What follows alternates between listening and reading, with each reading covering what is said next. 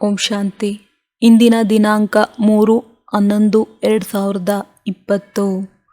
ಮಧುರ ಮಕ್ಕಳೇ, ನೀವೇ ಸತ್ಯ ಅಲೌಕಿಕ ಜಾದೂಗಾರರಾಗಿದ್ದೀರಿ. ನೀವು ಮನುಷ್ಯರನ್ನು ದೇವತೆಗಳನ್ನಾಗಿ ಮಾಡುವ ಜಾದೂ ತೋರಿಸಬೇಕಾಗಿದೆ. ಪ್ರಶ್ನೆ: ಒಳ್ಳೆಯ ಪುರುಷಾರ್ಥಿ ವಿದ್ಯಾರ್ಥಿಗಳ ಲಕ್ಷಣಗಳೇನು? ಉತ್ತರ: ಅವರು ಪಾಸ್ ವಿದ್ ಆನರ್ ಆಗುವ ಅರ್ಥಾತ್ ವಿಜಯ ಮಾಲೆಯಲ್ಲಿ ಬರುವ ಲಕ್ಷ್ಯವನ್ನಿಡುತ್ತಾರೆ. ಅವರ ಬುದ್ಧಿಯಲ್ಲಿ ಒಬ್ಬ ತಂದೆಯ ನೆನಪೇ ಇರುತ್ತದೆ. ದೇಹ ಸಹಿತ ದೇಹದ ಎಲ್ಲ ಸಂಬಂಧಗಳಿಂದ ಬುದ್ಧಿಯೋಗವನ್ನು ತೆಗೆದು ಒಬ್ಬ ತಂದೆಯೊಂದಿಗೆ ಪ್ರೀತಿಯನ್ನಿಡುತ್ತಾರೆ. ಇಂತಹ ಪುರುಷಾರ್ಥಿಗಳೇ ಮಾಲೆಯ ಮಣಿಯಾಗುತ್ತಾರೆ. ಓಂ ಶಾಂತಿ. ಆತ್ಮಿಕ ಮಕ್ಕಳ ಪ್ರತಿ ಆತ್ಮಿಕ ತಂದೆಯು ಕುಳಿತು ತಿಳಿಸಿಕೊಡುತ್ತಾರೆ. ನೀವು ಆತ್ಮಿಕ ಮಕ್ಕಳು ಈಗ ಜಾದೂಗರ್ ಜಾದೂಗಾರಿಣಿಯಾಗಿ ಬಿಟ್ಟಿದ್ದೀರಿ. ಆದ್ದರಿಂದ ತಂದೆಯನ್ನು ಜಾದೂಗಾರನೆಂದು ಹೇಳುತ್ತಾರೆ. ಮನುಷ್ಯರನ್ನು ದೇವತೆಗಳನ್ನಾಗಿ ಮಾಡುವಂತಹ ಜಾದೂಗಾರರು ಮತ್ಯಾರೂ ಇರುವುದಿಲ್ಲ.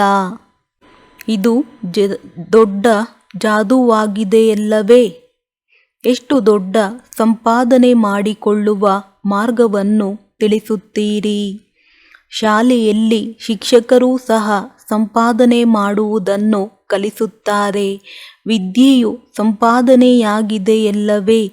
ಭಕ್ತಿ ಮಾರ್ಗದ ಕಥೆಗಳು, ಶಾಸ್ತ್ರಗಳು ಇತ್ಯಾದಿಗಳನ್ನು ಕೇಳುವುದಕ್ಕೆ ವಿದ್ಯಾಭ್ಯಾಸವೆಂದು ಹೇಳುವುದಿಲ್ಲ.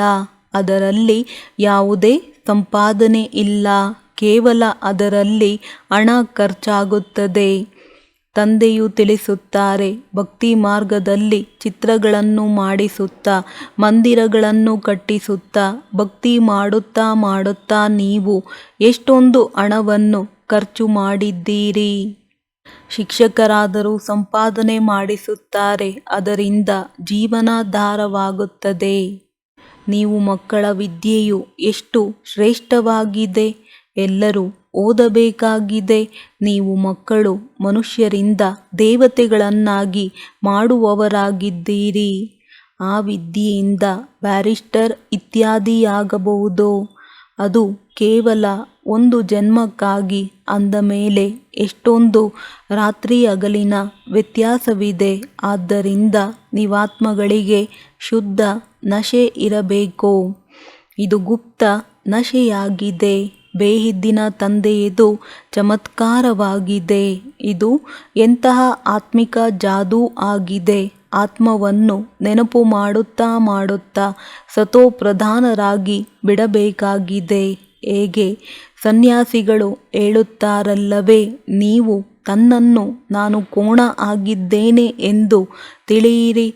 ಅವರು ಅದೇ ರೀತಿ ತಿಳಿದುಕೊಂಡು ಕೋಣೆಯಲ್ಲಿ ಕುಳಿತುಬಿಟ್ಟರು ಮತ್ತು ಹೇಳಿದರು, ನಾನು ಕೋಣ ಆಗಿದ್ದೇನೆ, ನನಗೆ ಕೋಡುಗಳಿವೆ, ಕೋಣೆಯಿಂದ ಹೇಗೆ ಹೊರಬರಲಿ ಎಂದು ಕೇಳಿದರು. ತಂದೆಯು ತಿಳಿಸುತ್ತಾರೆ, ನೀವು ಪವಿತ್ರ ಆತ್ಮನಾಗಿದ್ದೀರಿ. ಈಗ ಅಪವಿತ್ರರಾಗಿದ್ದೀರಿ. ಪುನಃ ತಂದೆಯನ್ನು ನೆನಪು ಮಾಡುತ್ತಾ ಮಾಡುತ್ತಾ ನೀವು ಪವಿತ್ರರಾಗಿ ಬಿಡುತ್ತೀರಿ. ಈ ಜ್ಞಾನವನ್ನು ಕೇಳಿ ನರನಿಂದ ನಾರಾಯಣ ಅಥವಾ ಮನುಷ್ಯರಿಂದ ದೇವತೆಗಳಾಗುತ್ತೀರಿ. ದೇವತೆಗಳದು ಸಾಮ್ರಾಜ್ಯವಿದೆಯಲ್ಲವೇ? ನೀವು ಮಕ್ಕಳು ಈಗ ಶ್ರೀಮತದಂತೆ ಭಾರತದಲ್ಲಿ ದೈವಿ ಸಾಮ್ರಾಜ್ಯವನ್ನು ಸ್ಥಾಪನೆ ಮಾಡುತ್ತಿದ್ದೀರಿ. ತಂದೆಯು ಹೇಳುತ್ತಾರೆ, ನಾನೀಗ ಯಾವ ಶ್ರೀಮತವನ್ನು ನಿಮಗೆ ಕೊಡುತ್ತಿದ್ದೇನೆ ಅದು ಸರಿಯೋ ಅಥವಾ ಶಾಸ್ತ್ರಗಳ ಮತವು ಸರಿಯೋ? ನೀವೇ ನಿರ್ಣಯ ಮಾಡಿ. ಗೀತೆಯು ಸರ್ವಶಾಸ್ತ್ರಮಯಿ ಶಿರೋಮಣಿ ಶ್ರೀಮದ್ ಭಗವದ್ಗೀತೆಯಾಗಿದೆ. ಇದನ್ನು ವಿಶೇಷವಾಗಿ ಬರೆದಿದ್ದಾರೆ. ಅಂದ ಮೇಲೆ ಈಗ ಭಗವಂತನೆಂದು ಯಾರಿಗೆ ಹೇಳುವುದೋ? ಅವಶ್ಯವಾಗಿ ನಿರಾಕಾರ ಶಿವನೆಂದು ಎಲ್ಲರೂ ಹೇಳುತ್ತಾರೆ. ಅವರ ಮಕ್ಕಳಾದ ನಾವೆಲ್ಲ ಆತ್ಮರು ಸಹೋದರರಾಗಿದ್ದೇವೆ. ಅವರೊಬ್ಬರೇ ತಂದೆಯಾಗಿದ್ದಾರೆ. ಆ ತಂದೆಯು ತಿಳಿಸುತ್ತಾರೆ, ನೀವೆಲ್ಲರೂ ಪ್ರಿಯತಮೆಯರಾಗಿದ್ದೀರಿ. ಪ್ರಿಯತಮನಾದ ನನ್ನನ್ನು ನೆನಪು ಮಾಡುತ್ತೀರಿ, ಏಕೆಂದರೆ ನಾನೇ ರಾಜಯೋಗವನ್ನು ಕಲಿಸಿದ್ದೆನು.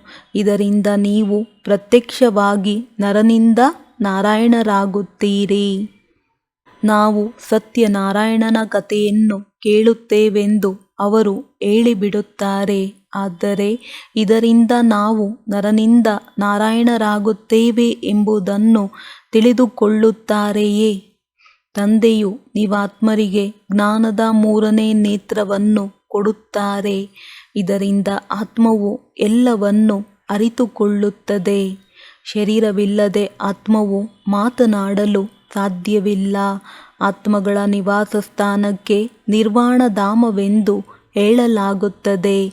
ನೀವು ಮಕ್ಕಳು ಈಗ ಶಾಂತಿಧಾಮ ಮತ್ತು ಸುಖಧಾಮವನ್ನೇ ನೆನಪು ಮಾಡಬೇಕಾಗಿದೆ. ಈ ದುಃಖಧಾಮವನ್ನು ಬುದ್ಧಿಯಿಂದ ಮರೆಯಬೇಕಾಗಿದೆ. ಆತ್ಮಕ್ಕೆ ಈಗ ಯಾವುದು ಸರಿ ಯಾವುದು ತಪ್ಪು ಎಂಬ ತಿಳುವಳಿಕೆ ಸಿಕ್ಕಿದೆ. ಕರ್ಮ ಅಕರ್ಮ ವಿಕರ್ಮದ ರಹಸ್ಯವನ್ನು ತಂದೆಯು ತಿಳಿಸಿದ್ದಾರೆ. ತಂದೆಯು ಮಕ್ಕಳಿಗೆ ತಿಳಿಸಿಕೊಡುತ್ತಾರೆ ಮತ್ತು ಮಕ್ಕಳೇ ಅರಿತುಕೊಳ್ಳುತ್ತೀರಿ. ಅನ್ಯ ಮನುಷ್ಯರು ತಂದೆಯನ್ನೇ ಅರಿತುಕೊಂಡಿಲ್ಲ. ತಂದೆಯು ತಿಳಿಸುತ್ತಾರೆ, ಇದು ಸಹ ನಾಟಕದಲ್ಲಿ ಮಾಡಲ್ಪಟ್ಟಿದೆ. ರಾವಣ ರಾಜ್ಯದಲ್ಲಿ ಎಲ್ಲ ಕರ್ಮಗಳು ವಿಕರ್ಮಗಳೇ ಆಗುತ್ತವೆ. ಸತ್ಯಯುಗದಲ್ಲಿ ಕರ್ಮಗಳು ಅಕರ್ಮಗಳಾಗುತ್ತವೆ. ಅಲ್ಲಿ ಮಕ್ಕಳಾಗುವುದಿಲ್ಲವೇ ಎಂದು ಯಾರಾದರೂ ಕೇಳಿದರೆ ತಿಳಿಸಿ. ಅದಕ್ಕೆ ನಿರ್ವಿಕಾರಿ ಪ್ರಪಂಚವೆಂದು ಕರೆಯಲಾಗುತ್ತದೆ. ಅಂದ ಮೇಲೆ ಅಲ್ಲಿ ಈ ಪಂಚವಿಕಾರಗಳು ಎಲ್ಲಿಂದ ಬರುತ್ತವೆ? ಇದು ಬಹಳ ಸರಳ ಮಾತಾಗಿದೆ. ಇದನ್ನು ತಂದೆಯು ತಿಳಿಸುತ್ತಾರೆ. ಯಾರು ಇದನ್ನು ಸರಿ ಎಂದು ತಿಳಿಯುವರೋ ಅವರು ಕೂಡಲೇ ಜಾಗೃತರಾಗಿ ಬಿಡುತ್ತಾರೆ. ಯಾರು ತಿಳಿದುಕೊಳ್ಳುವುದಿಲ್ಲವೋ ಅವರು ಮುಂದೆ ಹೋದಂತೆ ತಿಳಿದುಕೊಳ್ಳುವರು. ಹೇಗೆ ಪತಂಗಗಳು ಜ್ಯೋತಿಯ ಬಳಿ ಬರುತ್ತವೆ, ಕೆಲವು ಪತಂಗಗಳು ಹೊರಟು ಹೋಗಿ ಮತ್ತೆ ಬರುತ್ತವೆ. ಇವರೂ ಸಹ ಪರಂಜ್ಯೋತಿಯಾಗಿದ್ದಾರೆ. ಈಗ ಎಲ್ಲವೂ ಸುಟ್ಟು ಭಸ್ಮವಾಗುವುದು. ಇದನ್ನು ಸಹ ತಿಳಿಸಲಾಗಿದೆ. ಇದಂತೂ ಸಾಮಾನ್ಯ ಮಾತಾಗಿದೆ. ದೀಪದ ಬಳಿ ಪತಂಗಗಳು ಬಹಳಷ್ಟು ಸುಟ್ಟು ಹೋಗುತ್ತವೆ. ದೀಪಾವಳಿ ಎಂದು ಎಷ್ಟು ಚಿಕ್ಕ ಚಿಕ್ಕ ಸೊಳ್ಳೆಗಳು ಬರುತ್ತವೆ ಮತ್ತು ಸಮಾಪ್ತಿಯಾಗುತ್ತವೆ, ಹುಟ್ಟುತ್ತವೆ ಮತ್ತು ಸತ್ತು ಹೋಗುತ್ತವೆ. ತಂದೆಯೂ ಸಹ ತಿಳಿಸುತ್ತಾರೆ, ಕೊನೆಯಲ್ಲಿ ಬರುವವರು ಜನ್ಮ ತೆಗೆದುಕೊಳ್ಳುತ್ತಾರೆ ಮತ್ತು ಮರಣ ಹೊಂದುತ್ತಾರೆ. ಅವರದು ಹೇಗೆ ಸೊಳ್ಳೆಗಳ ತರಹ ಜನ್ಮವಾಯಿತು? ತಂದೆಯು ಆಸ್ತಿಯನ್ನು ಕೊಡಲು ಬಂದಿದ್ದಾರೆ ಅಂದ ಮೇಲೆ ಪುರುಷಾರ್ಥ ಮಾಡಿ ಪಾಸ್ ವಿತ್ ಆನರ್ ಆಗಬೇಕು. ಒಳ್ಳೆಯ ವಿದ್ಯಾರ್ಥಿಗಳು ಬಹಳ ಪುರುಷಾರ್ಥ ಮಾಡುತ್ತಾರೆ. ಪಾಸ್ ವಿತ್ ಆನರ್ ಆಗುವವರದೇ ಮಾಲೆಯಾಗುತ್ತದೆ. ಎಷ್ಟು ಸಾಧ್ಯವೋ ಪುರುಷಾರ್ಥ ಮಾಡುತ್ತಾ ಇರಿ. ವಿನಾಶಕಾಲೆ ವಿಪರೀತ ಬುದ್ಧಿಯವರೆಂದು ಹೇಳುತ್ತಾರೆ. ಇದರ ಮೇಲೂ ನೀವು ತಿಳಿಸಬಹುದು, ನಮ್ಮದು ತಂದೆಯ ಜೊತೆ ಪ್ರೀತಿ ಬುದ್ಧಿ ಇದೆ. ಒಬ್ಬ ತಂದೆಯ ವಿನಃ ನಾವು ಮತ್ಯಾರನ್ನೂ ನೆನಪು ಮಾಡುವುದಿಲ್ಲ. ತಂದೆಯು ತಿಳಿಸುತ್ತಾರೆ, ದೇಹ ಸಹಿತ ದೇಹದ ಎಲ್ಲ ಸಂಬಂಧಗಳನ್ನು ಬಿಟ್ಟು ನನ್ನೊಬ್ಬನನ್ನೇ ನೆನಪು ಮಾಡಿ.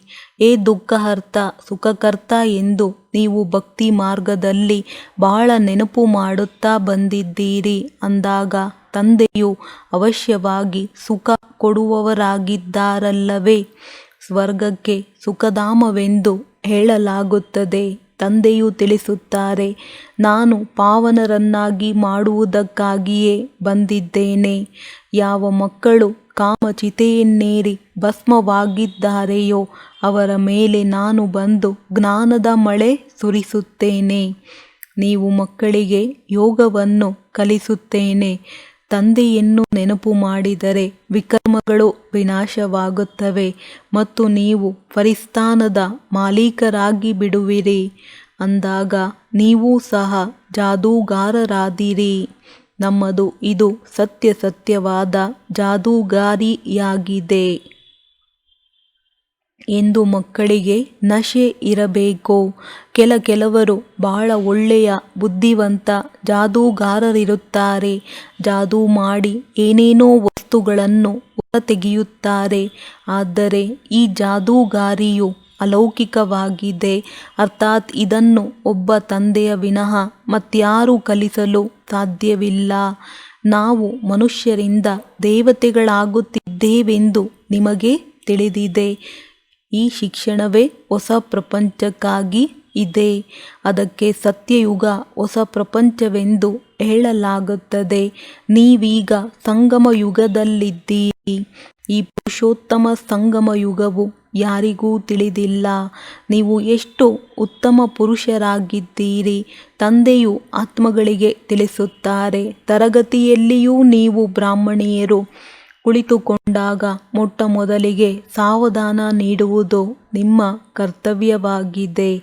ಸಹೋದರ ಸಹೋದರಿಯರೇ, ತಮ್ಮನ್ನು ಆತ್ಮನೆಂದು ತಿಳಿದು ಕುಳಿತುಕೊಳ್ಳಿ. ನಾನಾತ್ಮನು ಈ ಕರ್ಮೇಂದ್ರಿಯಗಳ ಮೂಲಕ ಕೇಳಿಸಿಕೊಳ್ಳುತ್ತೇನೆ. 84 ಜನ್ಮಗಳ ರಹಸ್ಯವನ್ನು ತಂದೆಯೂ ತಿಳಿಸಿದ್ದಾರೆ. ಯಾವ ಮನುಷ್ಯರು 84 ಜನ್ಮಗಳನ್ನು ತೆಗೆದುಕೊಳ್ಳುತ್ತಾರೆ, ಎಲ್ಲರೂ ತೆಗೆದುಕೊಳ್ಳುವುದಿಲ್ಲ. ಇದರ ಮೇಲೂ ಸಹ ಯಾರಿಗೂ ವಿಚಾರ ನಡೆಯುವುದಿಲ್ಲ. ಏನು ಕೇಳಿದರೆ ಅದನ್ನು ಸತ್ಯವೆಂದು ಹೇಳಿಬಿಡುತ್ತಾರೆ. ಹನುಮಂತನು ವಾಯುವಿನಿಂದ ಹುಟ್ಟಿದನೆಂದು ಹೇಳಿದರೆ ಅದನ್ನೇ ಸತ್ಯವೆಂದು ನಂಬುತ್ತಾರೆ. ಮತ್ತೆ ಅನ್ಯರಿಗೂ ಸಹ ಇದೇ ಮಾತುಗಳನ್ನು ತಿಳಿಸುತ್ತಾ ಸತ್ಯವೆಂದು ಹೇಳುತ್ತಿರುತ್ತಾರೆ. ಈಗ ನೀವು ಮಕ್ಕಳಿಗೆ ಸರಿ ತಪ್ಪನ್ನು ಅರಿತುಕೊಳ್ಳುವ ಜ್ಞಾನಚಕ್ಷು ಪ್ರಾಪ್ತಿಯಾಗಿದೆ. ಆದ್ದರಿಂದ ಸತ್ಯ ಕರ್ಮವನ್ನೇ ಮಾಡಬೇಕಾಗಿದೆ. ನೀವು ತಿಳಿಸುತ್ತೀರಿ, ನಾವು ಬೇಹಿದ್ದಿನ ತಂದೆಯಿಂದ ಈ ಆಸ್ತಿಯನ್ನು ಪಡೆಯುತ್ತಿದ್ದೇವೆ. ನೀವೆಲ್ಲರೂ ಪುರುಷಾರ್ಥ ಮಾಡಿ. ಆ ತಂದೆಯು ಎಲ್ಲ ಆತ್ಮರ ಪಿತನಾಗಿದ್ದಾರೆ. ಆ ತಂದೆಯು ನೀವಾತ್ಮರಿಗೆ ತಿಳಿಸುತ್ತಾರೆ, ಈಗ ನನ್ನನ್ನು ನೆನಪು ಮಾಡಿ ತನ್ನನ್ನು ಆತ್ಮನೆಂದು ತಿಳಿಯಿರಿ. ಆತ್ಮದಲ್ಲಿಯೇ ಸಂಸ್ಕಾರವಿದೆ. ಸಂಸ್ಕಾರವನ್ನು ತೆಗೆದುಕೊಂಡು ಹೋಗುತ್ತೀರಿ. ಕೆಲವರದು ಬಾಲ್ಯದಲ್ಲಿಯೇ ಹೆಸರು ಬಹಳ ಪ್ರಸಿದ್ಧವಾಗುತ್ತದೆ. ಆಗ ಇವರು ಇಂದಿನ ಜನ್ಮದಲ್ಲಿ ಇಂತಹ ಯಾವುದೋ ಪುಣ್ಯ ಕರ್ಮ ಮಾಡಿದ್ದಾರೆ ಎಂದು ತಿಳಿಯಲಾಗುತ್ತದೆ. ಯಾರಾದರೂ ಕಾಲೇಜು ಇತ್ಯಾದಿಗಳನ್ನು ಕಟ್ಟಿಸಿದರೆ ನಂತರದ ಜನ್ಮದಲ್ಲಿ ಚೆನ್ನಾಗಿ ಓದುತ್ತಾರೆ. ಕರ್ಮಗಳ ಲೆಕ್ಕವಿದೆಯಲ್ಲವೇ? ಸತ್ಯಯುಗದಲ್ಲಿ ವಿಕರ್ಮದ ಮಾತೇ ಇರುವುದಿಲ್ಲ. ಕರ್ಮವನ್ನಂತೂ ಅವಶ್ಯವಾಗಿ ಮಾಡುತ್ತಾರೆ. ರಾಜ್ಯಭಾರ ಮಾಡುತ್ತಾರೆ, ತಿನ್ನುತ್ತಾರೆ, ಕುಡಿಯುತ್ತಾರೆ. ಆದರೆ ಉಲ್ಟ ಕರ್ಮ ಮಾಡುವುದಿಲ್ಲ. ಅದಕ್ಕೆ ರಾಮರಾಜ್ಯವೆಂದು ಕರೆಯಲಾಗುತ್ತದೆ. ಇಲ್ಲಿ ರಾವಣ ರಾಜ್ಯವಿದೆ. ನೀವೀಗ ಶ್ರೀಮತದಂತೆ ರಾಮರಾಜ್ಯವನ್ನು ಸ್ಥಾಪನೆ ಮಾಡುತ್ತಿದ್ದೀರಿ. ಅದು ಹೊಸ ಪ್ರಪಂಚವಾಗಿದೆ. ಹಳೆಯ ಪ್ರಪಂಚದಲ್ಲಿ ದೇವತೆಗಳ ನೆರಳೂ ಸಹ ಬೀಳುವುದಿಲ್ಲ. ಲಕ್ಷ್ಮಿಯ ಜಡಚಿತ್ರವನ್ನು ಇಟ್ಟುಕೊಂಡಾಗ ಅದರ ನೆರಳು ಬೀಳಬಹುದೇ ಹೊರತು ಚೈತನ್ಯ ದೇವತೆಯ ನೆರಳು ಬೀಳಲು ಸಾಧ್ಯವಿಲ್ಲ. ನೀವು ಮಕ್ಕಳು ತಿಳಿದುಕೊಂಡಿದ್ದೀರಿ. ಎಲ್ಲರೂ ಪುನರ್ಜನ್ಮವನ್ನು ತೆಗೆದುಕೊಳ್ಳಲೇಬೇಕಾಗಿದೆ. ಹೇಗೆ ರಾಟೆ ಬಾವಿಯಿಂದ ನೀರು ಹೊರತೆಗೆಯುವ ಒಂದು ವಿಧಿ ಇರುತ್ತದೆಯಲ್ಲವೇ? ಅದು ಸುತ್ತುತ್ತಲೇ ಇರುತ್ತದೆ. ಹಾಗೆಯೇ ಈ ಸೃಷ್ಟಿ ಚಕ್ರವೂ ಸಹ ಸುತ್ತುತ್ತಿರುತ್ತದೆ. ಇದರ ಮೇಲೆಯೇ ದೃಷ್ಟಾಂತಗಳನ್ನು ತಿಳಿಸಲಾಗುತ್ತದೆ. ಪವಿತ್ರತೆಯು ಎಲ್ಲದಕ್ಕಿಂತ ಒಳ್ಳೆಯದಾಗಿದೆ. ಕುಮಾರಿಯು ಪವಿತ್ರವಾಗಿರುತ್ತಾಳೆ. ಆದ್ದರಿಂದ ಎಲ್ಲರೂ ಅವರ ಕಾಲಿಗೆ ಬೀಳುತ್ತಾರೆ. ನೀವು ಪ್ರಜಾಪಿತ ಬ್ರಹ್ಮ ಕುಮಾರ ಕುಮಾರಿಯರಾಗಿದ್ದೀರಿ. ಬಹಳ ಮಂದಿ ಕುಮಾರಿಯರೇ ಇದ್ದೀರಿ. ಆದ್ದರಿಂದ ಕುಮಾರಿಯರ ಮೂಲಕ ಬಾಣ ಹೊಡೆಸಿದರೆಂದು ಗಾಯನವಿದೆ. ಇದು ಜ್ಞಾನ ಬಾಣವಾಗಿದೆ. ನೀವು ಪ್ರೀತಿಯಿಂದ ಕುಳಿತು ತಿಳಿಸುತ್ತೀರಿ. ತಂದೆ ಸದ್ಗುರುವು ಒಬ್ಬರೇ ಆಗಿದ್ದಾರೆ. ಅವರು ಸರ್ವರ ಸದ್ಗತಿದಾತನಾಗಿದ್ದಾರೆ. ಭಗವಾನ್ ವಾಚ ಮನ್ಮನಾಭುವ. ಇದು ಮಂತ್ರವಲ್ಲವೇ? ಇದರಲ್ಲಿಯೇ ಪರಿಶ್ರಮವಿದೆ. ತನ್ನನ್ನು ಆತ್ಮನೆಂದು ತಿಳಿದು ತಂದೆಯನ್ನು ನೆನಪು ಮಾಡಿ. ಇದು ಗುಪ್ತ ಪರಿಶ್ರಮವಾಗಿದೆ. ಆತ್ಮವೇ ತಮೋಪ್ರಧಾನವಾಗಿದೆ ಮತ್ತೆ ಸತೋಪ್ರಧಾನವಾಗಬೇಕಾಗಿದೆ. ತಂದೆಯು ತಿಳಿಸಿದ್ದಾರೆ, ಆತ್ಮಗಳು ಮತ್ತು ಪರಮಾತ್ಮನು ಬಹಳ ಕಾಲ ಅಗಲಿ ಹೋಗಿದ್ದರು. ಯಾರು ಮೊಟ್ಟ ಮೊದಲಿಗೆ ತಂದೆಯಿಂದ ಅಗಲಿದ್ದರೋ ಅವರೇ ಮೊಟ್ಟ ಮೊದಲಿಗೆ ಮಿಲನ ಮಾಡುವರು. ಆದ್ದರಿಂದ ಅಗಲಿ ಹೋಗಿ ಮರಳಿ ಸಿಕ್ಕಿದ ಮಕ್ಕಳೇ ಎಂದು ತಂದೆ ಹೇಳುತ್ತಾರೆ. ತಂದೆಗೆ ತಿಳಿದಿದೆ ಯಾವಾಗಿನಿಂದ ಭಕ್ತಿಯನ್ನು ಆರಂಭಿಸಿದ್ದೀರಿ ಎಂದು. ಇದು ಅರ್ಧ ಅರ್ಧ ಭಾಗವಾಗಿದೆ. ಅರ್ಧ ಕಲ್ಪ ಜ್ಞಾನ, ಅರ್ಧ ಕಲ್ಪ ಭಕ್ತಿ. ಹೇಗೆ ದಿನ ಮತ್ತು ರಾತ್ರಿ 24 ಗಂಟೆಗಳಲ್ಲಿ 12 ಗಂಟೆ AM, 12 ಗಂಟೆಗಳು PM ಇರುತ್ತದೆ, ಹಾಗೆಯೇ ಕಲ್ಪವೂ ಸಹ ಅರ್ಧ ಅರ್ಧ ಭಾಗವಾಗಿದೆ. ಬ್ರಹ್ಮನ ದಿನ, ಬ್ರಹ್ಮನ ರಾತ್ರಿ ಅಂದ ಮೇಲೆ ಕಲಿಯುಗದ ಆಯಸ್ಸನ್ನು ಇಷ್ಟೊಂದು ಉದ್ದಗಲವಾಗಿ ಏಕೆ ಹೇಳುತ್ತಾರೆ? ನೀವೀಗ ಸರಿ ತಪ್ಪನ್ನು ತಿಳಿಸಬಲ್ಲಿರಿ. ಶಾಸ್ತ್ರಗಳೆಲ್ಲವೂ ಭಕ್ತಿ ಮಾರ್ಗದ್ದಾಗಿದೆ. ಮತ್ತೆ ಭಗವಂತನು ಬಂದು ಭಕ್ತಿಯ ಫಲವನ್ನು ಕೊಡುತ್ತಾರೆ. ಭಗವಂತನಿಗೆ ಭಕ್ತರ ರಕ್ಷಕನೆಂದು ಹೇಳಲಾಗುತ್ತದೆಯಲ್ಲವೇ? ಮುಂದೆ ಹೋದಂತೆ ನೀವು ಸನ್ಯಾಸಿ ಮೊದಲಾದವರಿಗೂ ಸಹ ಬಹಳ ಪ್ರೀತಿಯಿಂದ ಕುಳಿತು ತಿಳಿಸಿಕೊಡುತ್ತೀರಿ. ನಿಮ್ಮ ಫಾರ್ಮನ್ನು ಅವರು ತುಂಬುವುದಿಲ್ಲ. ತಂದೆ ತಾಯಿಯ ಹೆಸರನ್ನು ಬರೆಯುವುದಿಲ್ಲ.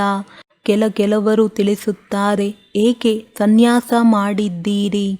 ಕಾರಣ ತಿಳಿಸಿ ಎಂದು ಮೊದಲು ಬಾಬಾರವರು ಹೋಗಿ ಕೇಳುತ್ತಿದ್ದರು. ವಿಕಾರಗಳ ಸನ್ಯಾಸ ಮಾಡುತ್ತಾರೆ, ಆದ್ದರಿಂದ ಮನೆಯ ಸನ್ಯಾಸ ಮಾಡುತ್ತಾರೆ. ನೀವೀಗ ಇಡೀ ಪ್ರಪಂಚದ ಸನ್ಯಾಸ ಮಾಡುತ್ತೀರಿ. ನಿಮಗೆ ಹೊಸ ಪ್ರಪಂಚದ ಸಾಕ್ಷಾತ್ಕಾರವನ್ನು ಮಾಡಿಸಲಾಗಿದೆ. ಅದು ನಿರ್ವಿಕಾರಿ ಪ್ರಪಂಚವಾಗಿದೆ. ಸ್ವರ್ಗದ ರಚಯಿತ ತಂದೆಯು ಸ್ವರ್ಗವನ್ನು ಸ್ಥಾಪನೆ ಮಾಡುವವರಾಗಿದ್ದಾರೆ. ಹೂದೋಟವನ್ನಾಗಿ ಮಾಡುವವರಾಗಿದ್ದಾರೆ. ಮುಳ್ಳುಗಳನ್ನು ಹೂಗಳನ್ನಾಗಿ ಮಾಡುತ್ತಾರೆ. ಕಾಮವಿಕಾರವು ಮೊಟ್ಟ ಮೊದಲನೆಯ ಮುಳ್ಳಾಗಿದೆ. ಈ ಕಾಮವಿಕಾರಕ್ಕೆ ಕತ್ತಿ ಎಂದು ಹೇಳುತ್ತಾರೆ. ಕ್ರೋಧಕ್ಕೆ ಭೂತವೆಂದು ಹೇಳುತ್ತಾರೆ. ದೇವಿ ದೇವತೆಗಳು ಡಬಲ್ ಅಹಿಂಸಕರಾಗಿದ್ದರು. ನಿರ್ವಿಕಾರಿ ದೇವತೆಗಳ ಮುಂದೆ ಹೋಗಿ ವಿಕಾರಿ ಮನುಷ್ಯರು ತಲೆಬಾಗುತ್ತಾರೆ. ನೀವೀಗ ತಿಳಿದುಕೊಂಡಿದ್ದೀರಿ. ನಾವು ಇಲ್ಲಿ ಓದುವುದಕ್ಕಾಗಿ ಬಂದಿದ್ದೇವೆ. ಉಳಿದಂತೆ ಆ ಸತ್ಸಂಗಗಳಲ್ಲಿ ಹೋಗುವುದಂತೂ ಸಾಮಾನ್ಯ ಮಾತಾಗಿದೆ. ಅಲ್ಲಿ ಈಶ್ವರ ಸರ್ವವ್ಯಾಪಿ ಎಂದು ಹೇಳಿಬಿಡುತ್ತಾರೆ. ಆದರೆ ತಂದೆಯು ಎಂದಾದರೂ ಸರ್ವವ್ಯಾಪಿಯಾಗಲು ಸಾಧ್ಯವೇ? ತಂದೆಯಿಂದ ನೀವು ಮಕ್ಕಳಿಗೆ ಆಸ್ತಿ ಸಿಗುತ್ತದೆ.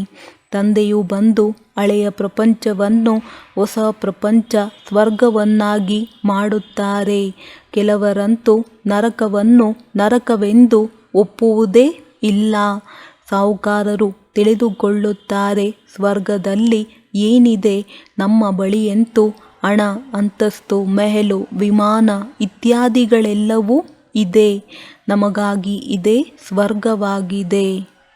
ಯಾರು ಕೊಳಕಿನಲ್ಲಿರುತ್ತಾರೆಯೋ ಅವರಿಗೆ ಇದು ನರಕವಾಗಿದೆ. ಆದ್ದರಿಂದ ಭಾರತವು ಎಷ್ಟೊಂದು ಬಡದೇಶ, ಕಂಗಾಲಾಗಿದೆ.